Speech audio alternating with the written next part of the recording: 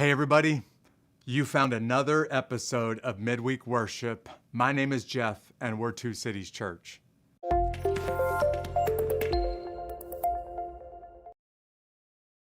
Thanks so much for joining us this week.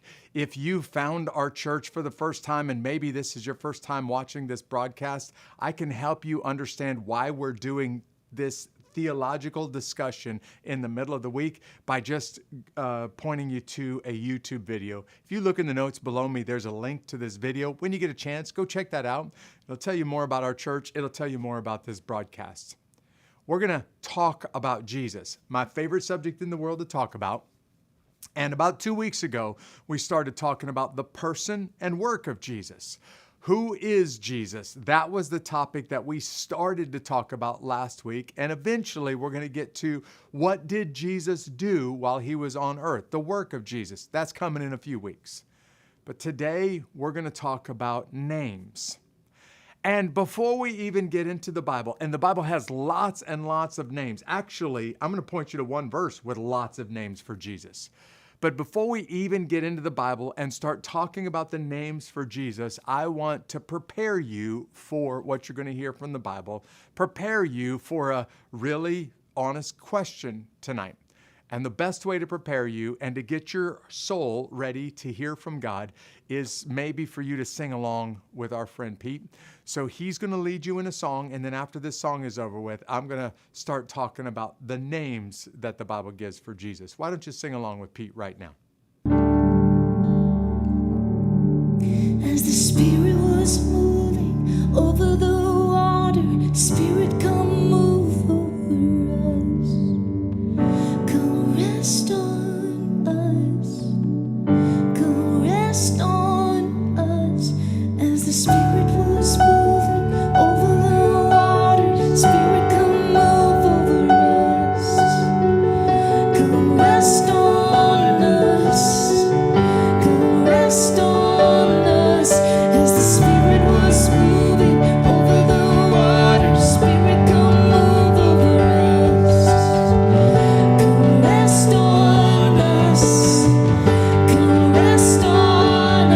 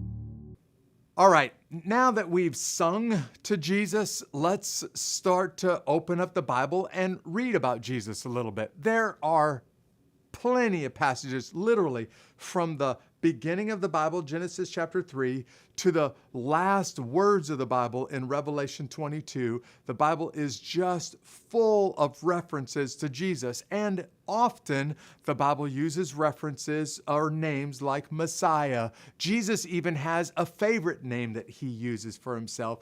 Jesus' favorite name that he uses for himself is the Son of Man. The Bible calls him the Son of God, lots and lots of other names. In one particular verse in the Old Testament, there's just several names for Jesus mentioned in this one verse.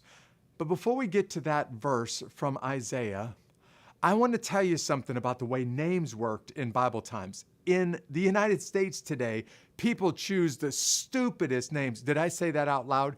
People choose the craziest names for their children. Sometimes they name them after famous people like sports stars and athletes. Sometimes they choose names because they're unique, and these names are supposed to be the thing that is totally unique and totally different about them. There's all kinds of reasons why parents choose a particular name. Some families hand a name down from generation to generation. That's not how names worked in the Bible. In Bible times, names were always designed to talk about the character of the person, meaning you chose a name because of who that person was going to become, what kind of person that they were going to be. There are titles listed for Jesus. There are many, many names for Jesus. And one of my favorite verses in the entire Bible comes from Isaiah chapter 9. In this one verse, the Bible uses several titles or perhaps names for Jesus. I'm going to put the verse on the screen. I want you to read it out loud. I actually want you to memorize this verse because each one of these names are significant. Here it is, Isaiah 9, verse 6.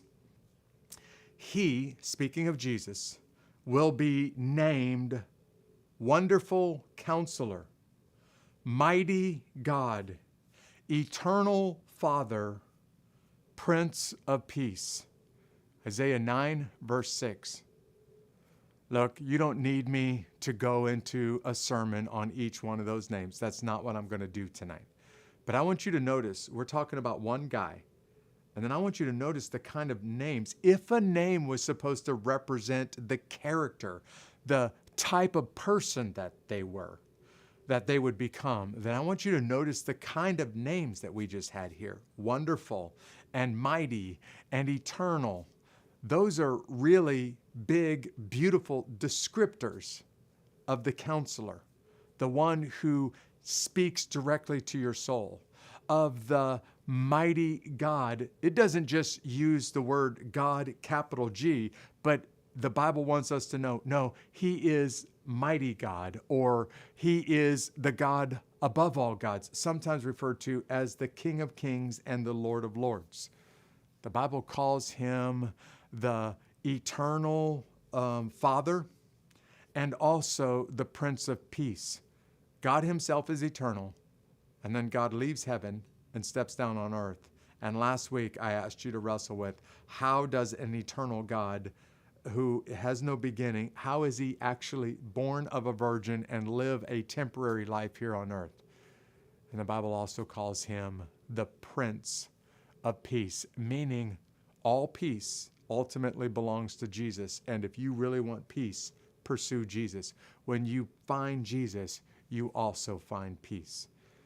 Now, there's a lot of names that people tend to use for Jesus. I have a favorite name. And you don't have to be around Two Cities Church for more than a week or two to recognize my favorite name for Jesus. I like to refer to him as King. King Jesus, because he really does rule.